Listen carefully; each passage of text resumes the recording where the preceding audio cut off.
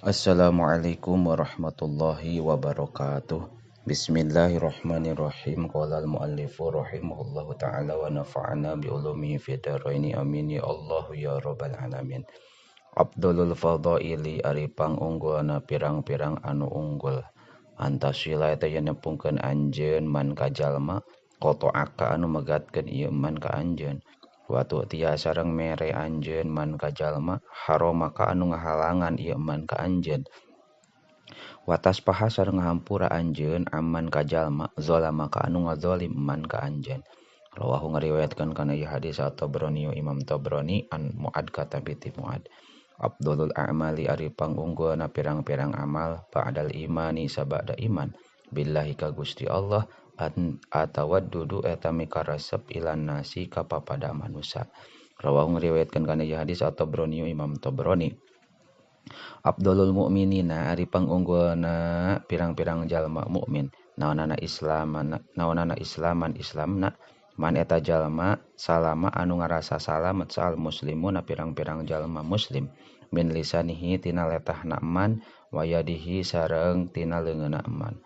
Wa abdulul mukminina sareng ari pangunggulna pirang-pirang jalma mukmin naonana imanan imana ahsanuhum eta pang alusna ieu mukmin naonana khuluqon akhlakna. Wa abdulul muhajirina sareng ari pangunggulna golongan muhajir man eta jalma hajaro anu nyingkahan ieu man ma kana perkara naha anu ngalarang saallah Gusti Allah anhu ti itu man.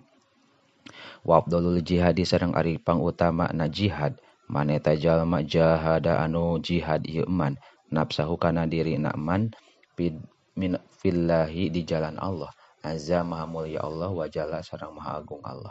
Rawahu ngariwayatkeun kana ieu hadis at-Tabrani Imam Tabrani an Ibnu Umar katampi ti Ibnu Umar.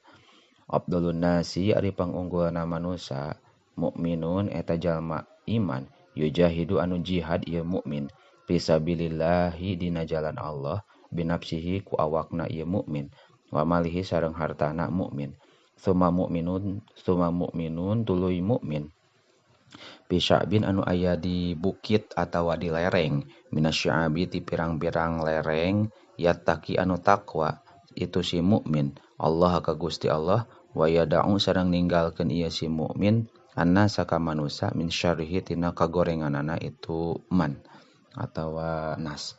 Rawahu ngariwayatkeun kana ieu hadis al-Bukhari Imam Bukhari an Abi Sa'idin kata piti Abi Sa'id. Iktarobat geus deukeut naon as-saatu poe kiamah.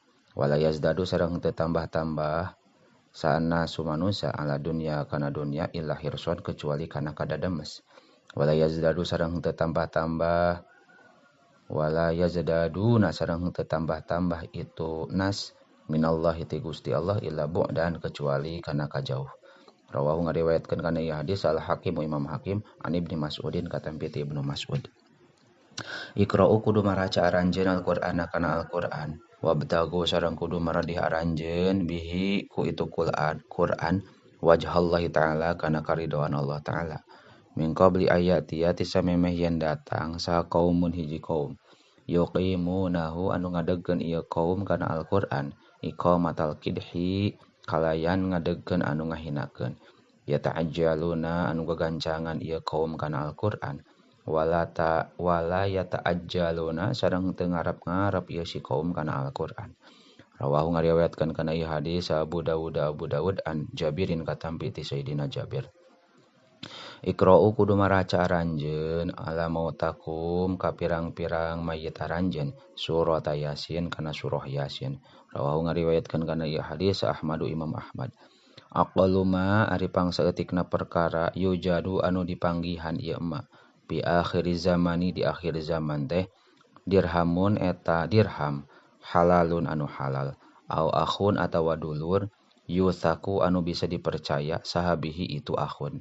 Rawahu ngariwayatkeun kana ieu hadis Ibnu Asakir an Ibnu Umar katampi ti Ibnu Umar. Akbarul kabairi ari panggedena pirang-pirang dosa gede al isyraku eta musyrik billahi ka Gusti Allah wa qatlun nafsi sareng maehan awak-awakan wa uququl walidaini sareng nyeri inung bapa wa qauluz zur sareng ucapan anu lacut. Rawahu ngariwayatkeun kana ieu hadis al-Bukhari Imam Bukhari. Aktsiru kudu ngalobakeun aranjeun zikrul mauti kana ingat kana maut. Fa innahu karana sayaktosna itu zikrul maut yumahisu eta ngabersihkeun ieu zikrul maut az-dzunuba kana pirang-pirang dosa. Wa yujahidu sareng ngajuhudkeun ieu zikrul maut fid dunya di dunya. Fa in zakartumuhu tuluy lamun ingat aranjeun kana maut indal ghani dina nalika sugih hadamahu tangah hancurkeun ieu zikrul